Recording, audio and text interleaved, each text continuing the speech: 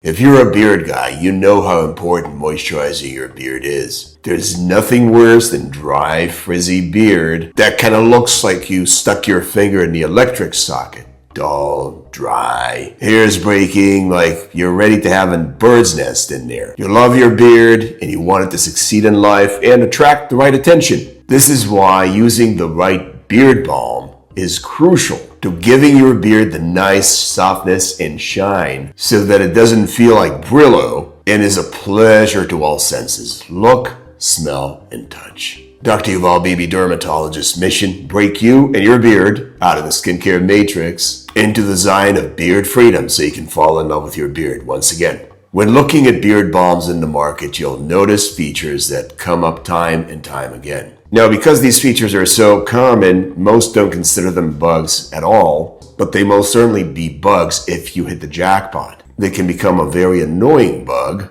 the kind that doesn't deliver the shine and softness you seek, as well as resulting in outright skin irritation. Not a good look for you or your beard. Most balms have multiple ingredients. When you have a product that has 10, 20, 30 odd ingredients, you're in trouble. Why? Well, from an engineering standpoint, it tells me the formulators didn't have the confidence to distill the number of ingredients to the bare minimum that will give you the best results, and instead chose to throw the entire kitchen sink at the product. More ingredients equals lack of focus, and what's worse, it opens you up to a higher likelihood of irritation and other adverse effects. Many beard balms are actually not balms at all. Shocking, I know, but when you have a product that contains water, you're no longer in balm territory. You're actually using a cream or a lotion, depending on the consistency of the product. Creams are more viscous, lotions are more runny. Water-based products come along with a whole can of worms,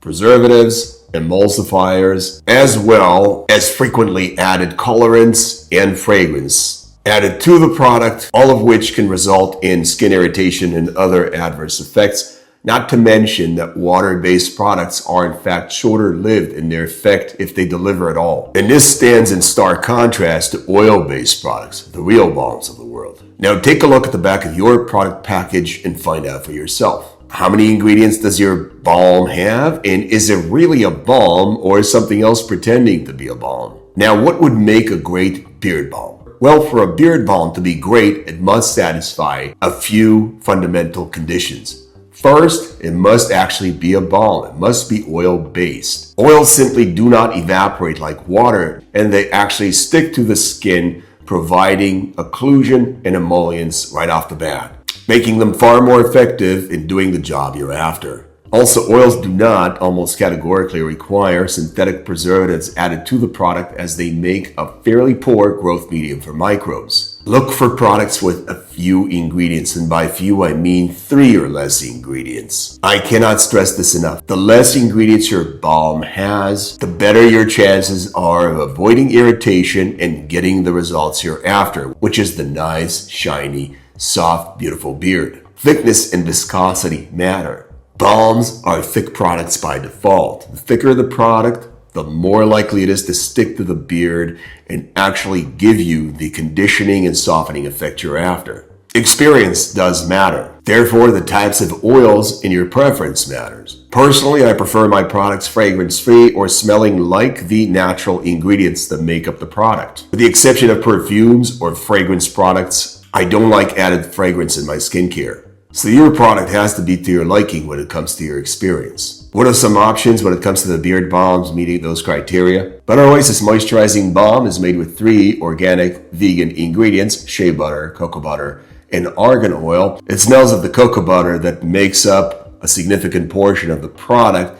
It is nice, thick, and viscous, and is easily applied to the beard, especially for the dry beards. It can be a lifesaver. Butter Oasis is thick and smells like luxurious chocolate, affording you and your beard the long-lasting protection with the earthy aroma of the cocoa butter. Butter Blossom is made with 2 organic vegan ingredients, shea butter and sunflower oil, softer than Butter Oasis for less dry beards, yet providing long-lasting protection and smelling essentially like shea butter, which is a very subtle earthy aroma.